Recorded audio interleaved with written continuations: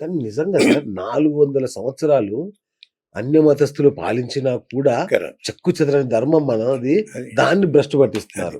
మనవాళ్ళు మనల్ని చేస్తున్నారు. మనల్ని అది భ్రష్టు పట్టిస్తున్నారు.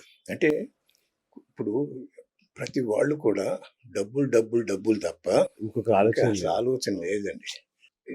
ఇప్పుడు గమ్మత్తు మొన్న ఈ మధ్య నేను 4-5 మంత్స్ కింద చూశానండి ఒక వీడియోలో. ఆ వీడియో ఏమిటంటే ఆటో రిక్షా పోతాయిందండి. సో ఆటో రిక్షా వెనకాల కనపడుతుంది ఇదేదో.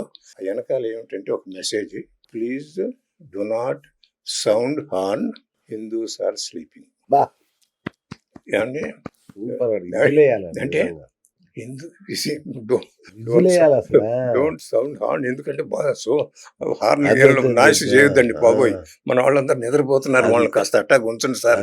అది అరే ఏం మెసేజ్ సార్ అది. అసలు ఈల వేయాలి సార్ అసలు. నిజంగా ఆడి హ్యాట్స్ ఆఫ్ నిజంగా. సో అటువంటి పరిస్థితిలో ఉన్నామండి. బా. ఇంత నిద్రపోతున్నప్పుడు గవర్నమెంట్ వాళ్ళు అయిన అడ్వాంటేజ్ తీసుకుంటారు, ముస్లిమ్స్ తీసుకుంటారు, క్రిస్టియన్స్ తీసుకుంటారు. మన మదర్ ల్యాండ్ని, మన ధర్మాన్ని, మన సనాతన ధర్మాన్ని మనం కాపాడలేకపోతే ఎవరు కాపాడతారు? ఈ భూమి అంతా ఏమైంది సార్? 250 చదరపు కిలోమీటర్ల భూమి అంతా ఏమైపోయింది? దట్ ఈస్ మెయిన్ ప్రాబ్లం అండి. 27 ఎకరాలు అవ్వడం ఏంటి సార్? 250 square kilometres. ఆ రోజుల్లో మైల్స్ మైల్స్ ఉండేది. ఇప్పుడు 27.5 స్క్వేర్ కిలోమీటర్స్. ఏమండి 1.6 కిలోమీటర్స్ ఈజ్ 1 మైల్ అండి. అవును. సో అక్కడ చూసారంటే 250 టైమ్స్ 1 దాదాపు 400 స్క్వేర్ కిలోమీటర్స్ ఆ టైంలో ఉంది. దానికి 27.5కి వచ్చిందండి. అంటే గవర్నమెంట్ తర్వాత గవర్నమెంట్ సబ్జా చేసుకుంటూ కూర్చున్నారు మన ల్యాండ్స్ని. ఒక్కళ్ళు కూడా తెలియదు, ఒక్కళ్ళు కూడా దాని గురించి ఆలోచించట్లేదండి, ఒక్కళ్ళు కూడా క్వశ్చన్ కూడా చేయట్లేదు అనమాట. ఇప్పుడు మన పాయింట్ ఏమిటంటే ఏం జరుగుతాయండి అంటే ఇప్పుడు అందరూ రాజకీయాల్లో ఉండాలి, అదేం సమయం. సార్ హిందువుల్ని ఎవరు శాసిస్తున్నారు సార్ ఇప్పుడు అక్కడ? అది నాకు అర్థం కావట్లేదు. మిమ్మల్ని తిరుమలలో మీటింగ్ పెట్టకుండా ఆపిన శక్తి ఎవరు? తిరుమలలో ఒక మాఫియా ఉందండి, హిందూ మాఫియా, హిందూసే. మాకు తెలుసు వాళ్ళు. వాళ్ళు ఎప్పటి నుంచో. యాక్చువల్లీ ఏమైందంటే మీరు మా వెబ్సైట్ చూశారు కదా, మేము బాల సంస్కార కేంద్రాస్ అని పెట్టామండి. దాదాపు 200 ఉన్నాయి. ఓకే. సో మేము ఎవ్రీడే ఏదో ఒక పోస్ట్ చేస్తాను ఉంటాం. 365 days సేవ్ టెంపుల్స్ లో ఒక పోస్ట్ ఉంటుంది. ఓకే.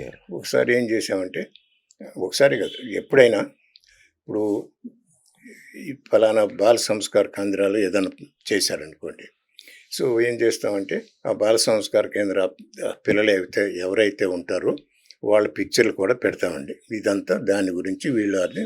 తర్వాత కింద మేము అన్నిట్లో కూడా if you are interested you can donate money అని కింద పెడతామండి. సో ఒక మహానుభావుడు తిరుపతిలో అది చూసి ఆ పిక్చరు ఎందుకంటే తిరుపతిని గురించి రాసినప్పుడు ఆ తిరుపతి వాళ్ళే ఉంటారు కదా, ఒక అమ్మాయిని పట్టుకుని ఆ అమ్మ నీ పిక్చర్ ఉంది ఇందులో, కిందేమో డొనేషన్స్ యాక్సెప్టెడ్ అని ఉంది, అంటే వీళ్ళంతా డొనేషన్ కలెక్ట్ చేస్తున్నారు, నీ పిక్చర్ పెట్టుకుని డొనేట్ మీ పిక్చర్ పెట్టి వాళ్ళంతా డబ్బులు కలెక్ట్ చేస్తున్నారు, కాబట్టి మీరు ఫైల్ చేయండి, ఈ డబ్బులు నాకు రావాలని నా మీద ఫైల్ చేయించారండి. నా మీద కేసు ఫైల్ చేశారు. ఏది డబ్బుల కోసం అని ఎంఐ చేత ఫైల్ చేయించారనమాట. సో అది తర్వాత ఏదో మనకు తెలిసిన వాళ్ళు ఉన్నారు, ఏదో మొత్తాన్ని. పాయింట్ ఏంటంటే అప్పటి నుంచి కూడా ఎందుకంటే వాళ్ళు తప్ప హిందూ మతాన్ని గురించి మాట్లాడడానికి ఎవరికి అధికారం లేదు. ఏదన్నా తిరుపతిలో ఏదన్నా యాక్టివిటీ అవ్వాలంటే వాళ్ళ పర్మిషనే కావాలి. వాళ్ళ పర్మిషన్ లేకపోతే ఇటువంటి అడ్డులన్నీ పెడతారు. అతను లీగల్ ఒక డిగ్రీ కూడా ఉంది, మాట్లాడితే పటక్కని ఫైల్ చేస్తారు మీ మీద. మీరు ఏం చేయకపోయినా సరే, అక్కడ నుంచున్నా సరే, నుంచోకపోయినా సరే మీ మీద ఫైల్ చేసేస్తాడు ఆయన. అప్పుడు ఏమనుకుంటారు ఎవరేజ్ సిటిజన్ ఏమనుకుంటారు అబ్బో నాకెందుకు అంతే కదా. అవును, సో అలా అవును. డిస్కరేజ్ చేసేస్తారనమాట. Okay, okay. సో అది పరిస్థితి. సార్ ఈ తిరుమల లడ్డులో కల్తీ కూడా ఈ కోవలోనే అనుకోవచ్చా సార్? అంటే ఇప్పుడు ఈ లులు మాల్ గానీ, ఈ ముంతాజ్ హోటల్ గానీ, ఈ లడ్డు కల్తీ గానీ ఇది కూడా అలాంటిదేనా? అంటే దాడి అయినా మన అది హిందూ అది ధర్మం మీద? జగన్మోహన్ రెడ్డి గారి టైంలో జరిగింది ఇది. అంటే ఇప్పుడు దాని గురించి డెఫినెట్గా ఏదో సినిస్టర్ ప్లాన్ ఉందండి. ఓకే. లేకపోతే ఇప్పుడు ముందు 2 థింగ్స్ ఎప్పుడు కూడా డబ్బులు తప్ప మన వాళ్ళు ఎవరు దేని గురించి ఆలోచించరు. ఆలోచించారు. అది ఇప్పుడు ఫిక్స్. ఎక్కడ డబ్బులు మనం సేవ్ చేసుకోవచ్చు, సేవ్ చేసుకున్నది మనం ఎలా తినొచ్చు అది చూసుకుంటారు. కాబట్టి ఈ కల్తీ తీసుకొచ్చామంటే దాదాపు సగం రేటుకి వస్తుంది కాబట్టి ఓకే. మనం అది కబ్జా చేసుకోవచ్చు. ఎవరికి తెలుస్తుంది లడ్డూలు నిజంగా ప్యూర్ ఘీనా అది తెలియదు కాబట్టి సో చేసేద్దామని చేస్తారు. బట్ నా ప్రాబ్లం ఏమిటంటే ఎవరైతే లడ్డూలు చేస్తున్నారో వాళ్ళకి తెలియదండి అది. బ్రహ్మాండంగా తెలుసు సార్. కిలో ఘీ బహిరంగ మార్కెట్ లో 5,000 6,000 దొరుకుతుంది సార్. ఉంటుంది 400 400 కి కిలో ఎట్లా వస్తుంది సార్ ఎట్లా అట్లా? వస్తుంది? ఇప్పుడు ఈ ప్రీస్టులు కానీ ఈ cooks who are making laddoos వాళ్ళు ఎందుకు అలర్ట్ చేయలేదు అంటే వాళ్ళకు కూడా ఏమన్నా పాత్ర ఉంది ఇందులో? వాళ్ళు నిజంగా హిందూనా ఆర్ క్రిస్టియన్సా ఆర్ వాళ్ళని సప్రెస్ చేశారా? ఇప్పుడు మనం కుక్గా ఉన్నప్పుడు ఆ స్మెల్ని బట్టి మీకు తెలిసిపోతుంది కదండి. ఎంతసేపు అండి? మనకే తెలుసు, మరి అటు కుక్కడు తెలీదా? ఇందులో అది సో అటువంటిది వాళ్ళు చూసి చెప్పేస్తారు. చూసే దాన్ని చూడగానే చెప్పేస్తారు. వాళ్ళు స్మెల్ కూడా చేయాల్సిన అవసరంలా. ఆ లడ్డు షేప్ని బట్టి తెలిసిపోతుంది అది. అది ఎందుకు చేయలేదు అనేది కూడా ఒక పెద్ద క్వశ్చన్ అండి. దాని గురించి ఎవరు మాట్లాడలేదు, మరి ఎందుకో తెలియదు. ఎందుకంటే వీళ్ళు ఎందుకు అలౌట్ చేయలేదు అనేది ఎవరు ఇంతవరకు అనలేదు.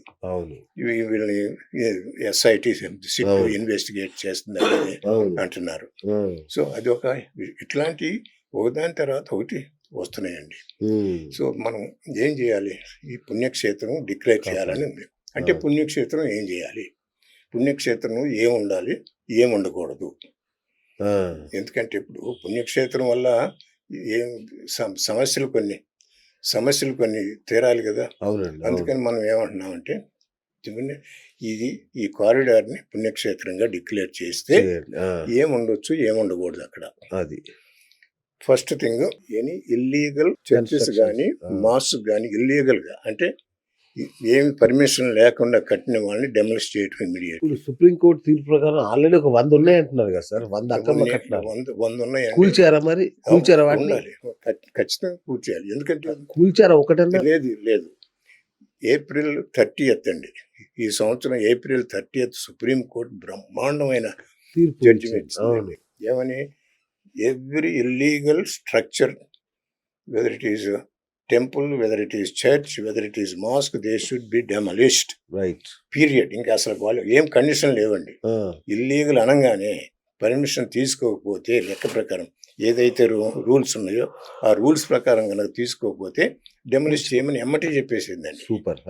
అలాగే తర్వాత ఏంటి, మన వాళ్ళు రెగ్యులరైజేషన్ అని ఒకటి మొదలు పెట్టారు. ఏదో డబ్బులు ఇస్తారు, లేదు ఓకే మాకు పర్మిషన్ ఇచ్చామన్నట్టుగా వాళ్ళని అలౌ చేస్తారు. అది కూడా ఉండటానికి వీల్లేదని చెప్పిందండి సుప్రీంకోర్టు. ఇంకోటి హైకోర్టును కూడా కాస్త ఫోర్సిబుల్గా రాసింది. హైకోర్టు వాళ్ళు కూడా కేసుల్ని ఎమ్మటే పరిష్కరించండి, వెయిట్ చేయొద్దు అని వాళ్ళకు కూడా అంత గొప్ప జడ్జిమెంట్ మనం చూడలేదండి.